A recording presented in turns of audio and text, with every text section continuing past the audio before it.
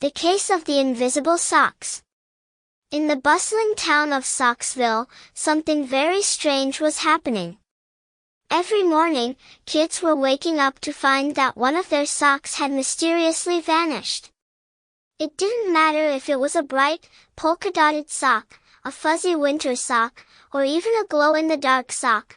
By the time they got out of bed, one sock was always missing. Olivia, a clever 8-year-old detective, decided it was time to solve the case of the invisible socks.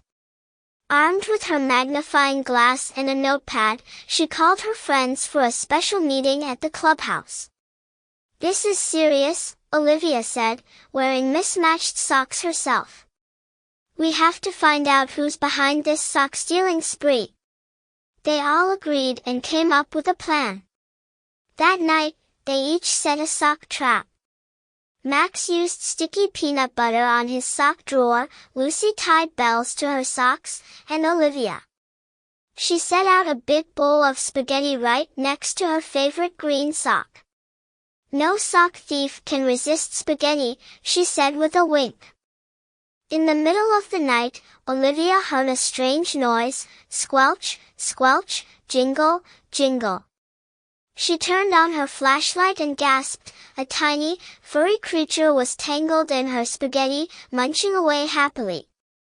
It had 3 long tails, tiny wings, and was wearing none other than Olivia's missing green sock on its head like a hat. "Gotcha!" Olivia shouted. The creature froze, staring at Olivia with wide, spaghetti sauce-covered eyes. "I'm sorry," squeaked the creature. "I'm a Sockle. We love socks, especially the left ones. They make the best hats."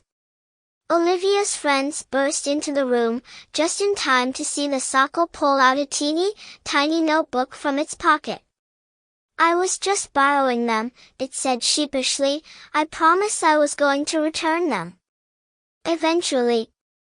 The next day, Olivia made a deal with the Sockless. If they promised to stop stealing socks, she would let them set up a sock hat shop in her treehouse. The Sockless were overjoyed and immediately started returning all the missing socks. Now, every Sunday, the kids of Socksville visit Olivia's treehouse to trade their old, worn-out socks for funny Sockle-made hats. And the Sockless? Well, they became the most fashionable creatures in town, sporting the most ridiculous, mismatched sock hats you could imagine. And no one in Socksville ever had to worry about missing socks again. Except when they wanted a new hat.